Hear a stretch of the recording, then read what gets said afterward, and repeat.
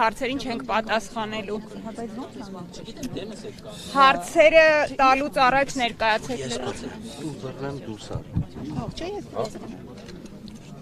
Աննա ջան։ Armenpress լրատվական գործակալություն Աննա Գզիրյան, Տիկին դեսպան, բազմաթիվ երկրներ եւ միջազգային կառույցներ ճանաչել են հայոց ցեղասպանությունը եւ դատապարտել, սակայն 107 տարի անց Թուրքիան շարունակում է ժխտողական քաղաքականությունը, ինչ այլ գործողությունների անելիք ունի միջազգային հանրությունը բացի կոչերից եւ բանաձևերից։ International community to help with this process other than making statements and recognition. Well, first of all, I want to just underscore that I am here to pay my respects to the memory of the 1.5 million victims of the Armenian genocide and to show our support and respect to the Armenian people. Նախ ուզում եմ նշել, որ ես այսօր այստեղ եմ իմ հարգանքի տուրքը մատուցելու հայոց ցեղասպանությանը զոհ գնացած 1.5 միլիոն հայերին եւ մեր աջակցությունը հայտնելու հայ ժողովրդին. President Biden and his administration are determined to promote universal respect for human rights across the globe, and that is with the aim to avoid seeing any repetition of the Armenian genocide. Նախագահ Բայդենը եւ նրա վարչակազմը հանձնառու են մարդու իրավունքների նկատմամբ հարգանքի ապահովմանը ամբողջ աշխարհում եւ սա նաեւ ենթադրում ներառում է նման դեպքերի կրկնության բացառումը. And we do see the statement of recognition of the genocide as extremely powerful. We certainly hope that others will continue joining us in that recognition. Ցեղասպանության ճանաչման մասին հայտարարությունը մենք համարում ենք շատ ազդեցիկ եւ կարծում ենք, որ մյուսները եւս կմիանան մեզ այդ ճանապարհին.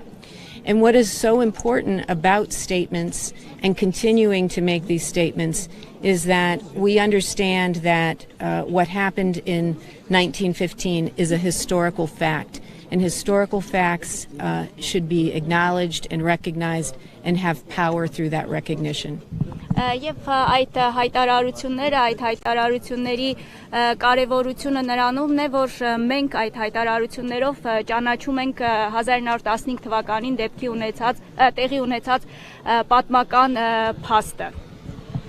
Տիկին դեսպան Տիկին դեսպան 15 թվականին նաև միջազգային հանրության լուր այսպես անտարբերության հետևանքով էր որ ցեղասպանությունը տեղ ունեցավ. Հիմա կարելի է ասել նույնը կրկնվում է նաև Արցախի դեպքում. Ինչու է միջազգային հանրությունը Արցախի հետ կապված, երբ նույն կա թուրք ադրբեջանական էլի կրկին ցեղասպանության վտանգը լուր հետևում այդ ամենին. The threat of genocide is still pending for us. We are committed to seeking and supporting a peaceful resolution of the Nagorno-Karabakh conflict.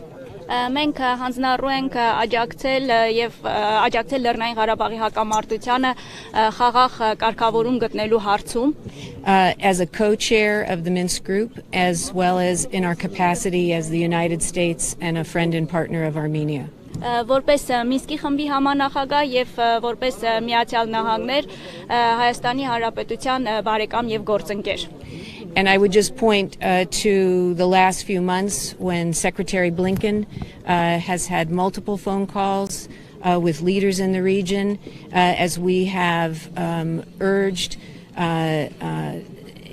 de-escalation of the situation around Nagorno-Karabakh and have encouraged the leaders to be in contact and to seek a peaceful negotiation. Վերջին ամիսների ընթացքում պետքարտուղար Բլինքենը բազմաթիվ հեռախոսազանգեր է ունեցել երկրների ղեկավարների հետ, հորդորելով, կոչ անելով իրավիճակի ապաեսկալացման, ինչպես նաև միմյանց հետ շփումների մեջ լինելու եւ խաղաղության գործընթացը կերտելու համար.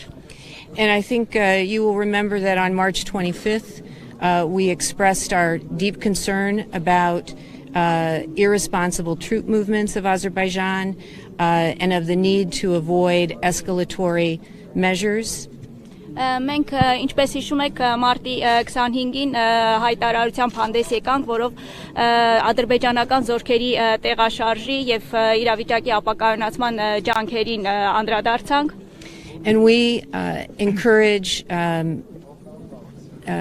parties to avoid hostile and threatening language which does not serve the interests of peace. Եվ մենք կողմերին հորդորում ենք զերծ մնալ սպառնալի եւ թշնամական հռետորաբանությունից, ինչը չի օգնում գործընթացին. There is no doubt that these will be difficult conversations and negotiations. Կասկած չկա, որ խոսակցությունները, բանակցությունները դժվար կլինեն. This is a complex conflict that has had many years behind it. Սա բարդ հակամարտություն է, որը երկար տարիների ընթացքում է ձևավորվել.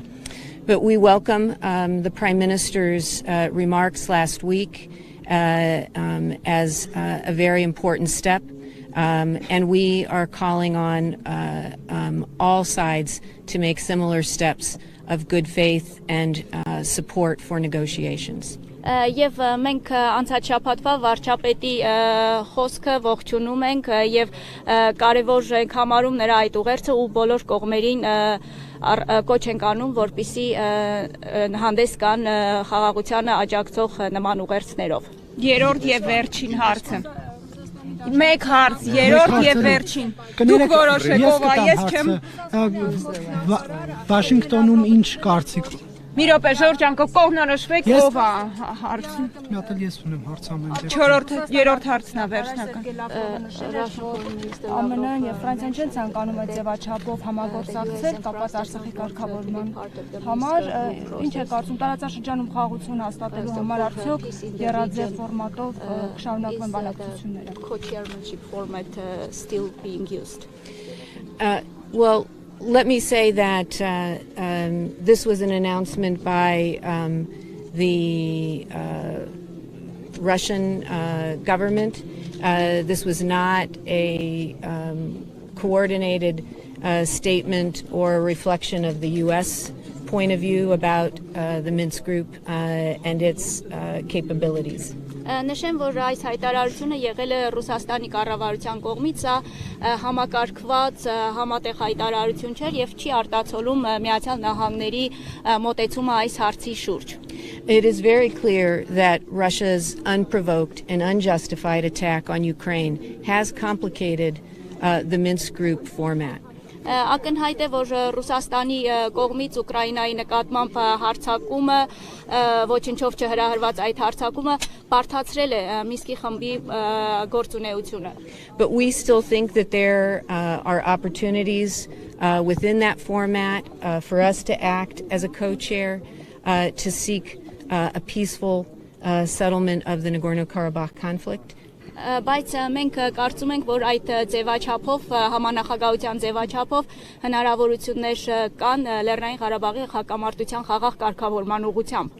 And Andrew Schofer, our senior Caucasus negotiator and Minsk Group co-chair, was here this past week having, I think, a number of productive conversations with government officials and with civil society. Իսկ անցյալ շաբաթ այստեղ էր գտնվում Էնդրյու Շոֆերը, Կովկասյան բանակցությունների գծով պետքարտուղարության խորհրդատուն եւ Մինսկի խմբի ԱՄՆ համանախագահը եւ արդյունավետ հանդիպումներ, քննարկումներ ունեցավ կառավարության ներկայացուցիչների հետ. And so we will continue pursuing both bilaterally and as a co-chair whatever opportunities we see to help support a peaceful resolution of the conflict. Եվ մենք կշարունակենք, որ երկկողմ ձևաչափում եւ որպես Մինսկի համանախագահ հնարավոր ուղիները դիտարկել խաղաղ լուծման, խաղաղ կարգավորման ուղղությամբ. Շնորհակալություն.